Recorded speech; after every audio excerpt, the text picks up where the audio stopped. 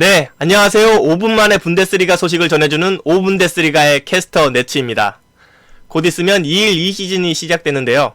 그 전에 앞서 2021 시즌에 어떤 소식이 있었는지 짧게 정리하는 시간을 가져보고자 합니다. 제가 한번 앵커톤으로 설명해보고자 하는데요. 레반도프스키 선수가 분데스리가 리그 최다골 기록을 경신했습니다. 게르트 밀러의 종전 기록 40골을 넘어 41골을 기록했는데요. 49년 만의 대기록입니다. 챔피언스 리그에 출전하는 4개 팀이 확정됐습니다. 뮌헨, 라이프치히, 도르트문트, 볼프스부르크가 그 4팀인데요. 막판 대변동이 대단했습니다. 분데스리가 2부로 강등되는 팀이 확정됐습니다. 샬케와 브레멘인데요. 각각 33년, 41년 만에 충격의 강등을 당했습니다. 내려가는 팀이 있다면 올라가는 팀도 있겠죠. 1부 리그로 직행하는 2개의 팀이 있습니다. 보움과 그루이트피르트가 각각 10년, 8년 만에 분데스리가 1부 리그에 도전합니다. 치열했던 승강 플레이오프 소식도 빼놓을 수 없겠죠. 쾰른이 홀슈타인 키를 상대로 1, 2차전 도합스코어 5대2로 극적 잔류에 성공했습니다. 네, 먼저 레반도프스키 선수의 리그 최다골 기록 경신 소식인데요. 2021 시즌 엄청난 득점 페이스를 보여준 레반도프스키 선수가 분데스리가 33라운드까지 40골을 기록하면서 종전 기록 달성자인 게르트 밀러와 타이 기록을 세웠습니다. 이렇게 티셔츠에다가 게르트 밀러를 리스펙하는 티셔츠를 입고 나오기도 했죠. 그리고 대망의 마지막 라운드, 이제 아우크스부르크 경기가 있었는데요. 단 한 골만 기록하면 되지만 정말 아우크스부르크 선수가 스코어가 4대2로 벌어지는 가운데에서도 정말 악착같이 막아냈는데요. 그 중에서도 이 골키퍼 기케비치 선수의 선방쇼가 정말 대단했습니다. 같은 폴란드 선수라서 정말 야속할 수도 있었던 레반도프스키 선수였는데요. 네, 그럼에도 불구하고 이렇게 멋진 경기 종료 1분 전에 사네 선수의 슈팅을 막아낸 것을 이제 그대로 골로 연결시키면서 41골을 기록했습니다. 이렇게 골을 기록하면서 이제 이렇게 악착같이 막아냈던 기케비치 선수와 레반도프스키 선수는 이렇게 사진까지 찍었습니다. 기록을 위해서 봐주지 않았기 때문에 더 값진 기록이라고 생각하는데요. 네, 이렇게 레반도프스키 선수는 이 골과 함께 수많은 기록을 함께 썼는데요. 역사상 먼저 4시즌 연속 득점왕에 최초로 오르게 됐습니다. 4시즌 연속 득점왕을 했던 건 분데스리가 최초이고요. 그리고 1920 시즌에 아쉽게 놓쳤던 유럽리그 최다 득점자에게 주어지는 이 유로피언 골든슈를 수상했습니다. 이게 또 대단한 게 상위 다른 4개 리그와 비교해서 분데스리가가 4경기 정도 더 적거든요. 그렇기 때문에 이렇게 4경기가 더 적은 분데스리가 선수가 골든슈를 수상하는 것은 71-72 시즌의 게르트 밀러 이후에 처음이라고 합니다. 그리고 이렇게 49년 만에 대기록을 쓰면서 독일 올해의 축구선수상을 작년 2020년에 이어서 2년 연속 수상하게 되었는데요. 2년 연속 독일 올해의 축구선수상을 받게 된 거는 이제 2002년과 2003년 연속 수상했던 발락 이후에 근 18년 만입니다. 네, 다음 소식은 212 시즌 분데스리가에서 챔피언스 리그에 진출할 4개 팀이 확정된 소식입니다. 바이에른 뮌헨, 라이프치히, 도르트문트, 볼프스부르크 이렇게 4개 팀인데요. 특히나 리그 막판까지 챔피언스 리그 진출권에 대변동이 있었습니다. 30라운드까지만 해도 5위였던 도르트문트가 나머지 5경기에서 모두 승리하면서 끝에는 이제 대약진을 이루면서 3위에 달성했고, 나머지 상위 2개 팀이 살짝 부진하면서 특히 이제 4위였던 프랑크푸르트가 이렇게 5위까지 떨어지면서 유로파 리그로 가게 되었습니다. 이러한 막판 대변동의 중심에는 이제 마인츠가 있었는데요. 마블 영화에 캐스팅된 이제 마동석 씨처럼 마인츠는 정말 리그 막판의 주인공이었습니다. 챔스 티켓이 마인츠에게 달렸다고 해도 과언이 아니었는데요. 처음 이렇게 마인츠에게 대진표가 주어졌을 때는 누가 이렇게 짰을 만큼 가혹하기 그지없었습니다. 살펴보시면요. 32라운드에 프랑크푸르트, 33라운드에 도르트문트, 34라운드에 볼프스부르크를 만나게 되었는데요. 그리고 그에 앞서서 먼저 31라운드에서는 바이에른 뮌헨과의 경기가 이렇게 예정되어 있었습니다. 마지막 4경기에서 상위 5개 팀 중 4개 팀을 만나는 지옥의 일정이었는데요. 막상 이제 경기가 시작이 되고 나니까 저승사자가 마인츠였습니다. 첫 번째 경기 바이에른 뮌헨과의 경기를 2대1로 승리를 하더니 다음 프랑크푸르트와의 경기 1대1로 무승부를 거뒀고, 비록 도르트문트에게는 3대1로 패했지만 이제 볼프스부르크는 다시 3대2로 승리하면서 이 죽음의 4연전을 2승 1무 1패라는 호성적으로 마무리하게 되었는데요. 이렇게 말 그대로 이제 마동석 씨를 연상케 하는 경기력의 마인츠였습니다. 다만 도르트문트 입장에서는 이렇게 경쟁자 두 팀을 발목을 주면서 자기들한테는 졌던 고마운 팀일 수도 있겠습니다. 이렇게 원래는 짧게 챔피언스 리그 소식 알려드리고 넘어가려고 했는데 유로파 리그와 유로파 컨퍼런스 소식도 알려드리면 좋을 것 같아서 제가 짧게 한번 정리를 해봤는데요. 먼저 이렇게 5위를 차지한 프랑크푸르트가 유로파 리그로 가게 됐고요. 그리고 6위 레버쿠젠이 시즌 중반에 잠시 리그 1위를 찍기도 했는데 결국 이제 6위로 유로파 리그로 향하게 됐습니다. 그리고 7위가 인상 깊은데요. 1920 시즌에 구단 사상 처음으로 분데스리가로 승격했던 우니온 베를린이 2021 시즌엔 리그 7위를 기록하면서 유로파 컨퍼런스행 티켓을 거머쥐었습니다. 마지막 34라운드에서 자기보다 한 수위로 평가받는 라이프치히를 상대로 경기 후반 추가 시간이 주어진 92분에 막스 크루제 선수가 극적인 골을 넣으며 승리했던 것이 인상 깊었던 우니온 베를린이었습니다. 이 세 개 팀의 유럽 대항전 성적도 굉장히 기대가 되고요. 특히 우니온 베를린 같은 경우에는 유로파 컨퍼런스를 대비해서 폭풍 영입을 하고 있어서 더욱더 기대되는 팀입니다. 네, 그리고 이렇게 시즌을 환희로 마무리하는 팀이 있다면 울상을 지으며 마무리한 팀도 있습니다.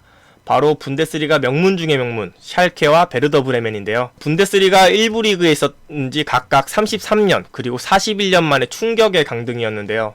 특히 샬케는 시즌 내내 극악의 모습으로 이제 30라운드 강등 이후에 성남 팬들을 피해서 샬케 선수들이 도망치는 일도 있었습니다.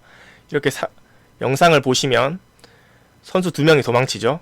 2명이 도망치고 그 뒤에서 성남 팬들이 이제 곧 쫓아옵니다. 이렇게 수십 명의 선수들이 쫓아가는데요. 앞서 달려간 2명의 선수는 또 아이러니하게도 아스날에서 시즌 중반에 임대 이적해왔던 무스타피 선수와 콜라시나츠 선수여서 약간 억울할 만도 하고 또 많은 주급을 받는 선수들이었기 때문에 이렇게 표적이 된 것 같기도 합니다. 선수들을 이렇게 직접적으로 위협하는 행위는 잘못됐지만 샬케 팬들의 분노도 충분히 이해가는 상황이었는데요. 이 표를 이게 보시면은 샬케는 시즌 동안 시즌이 시작하고 나서 단 한 번도 강등권을 탈출한 적이 없습니다. 리그 첫 경기부터 바이에른 뮌헨을 만나서 8대0이라는 야구 스코어에 가까운 스코어로 패배를 했고요. 무려 첫 승은 이 15라운드 시즌 중반이 다 되어서야 할 수 있었습니다. 승리하고 나서도 그 후에 부진을 결국 면치 못하다가 30라운드 이제 빌레펠트전에서 결국 남은 잔여 경기와 상관없이 강등을 확정지었고요. 이러한 샬케의 최종 성적은 3승 7무 24패, 승점 16점으로 함께 강등당하는 베르더 브레멘과 비교해도 절반 정도도 안 되는 그런 수준에 미쳤기 때문에 샬케 팬들의 분노가 충분히 이해가 되는 상황이기도 합니다. 네, 또 같이 강등되는 베르더 브레멘 같은 경우에는 샬케 팬들이 그냥 우울한 시즌을 보냈다면 베르더 브레멘 같은 경우에는 감정 기복이 심한 시즌을 보냈을 것 같습니다. 시즌 초반에는 리그 7위까지 올라가면서 유럽 대항전까지 이게 갔었던 팀인데요. 그럼에도 불구하고 이제 중하위권까지 이렇게 떨어지고 말았습니다.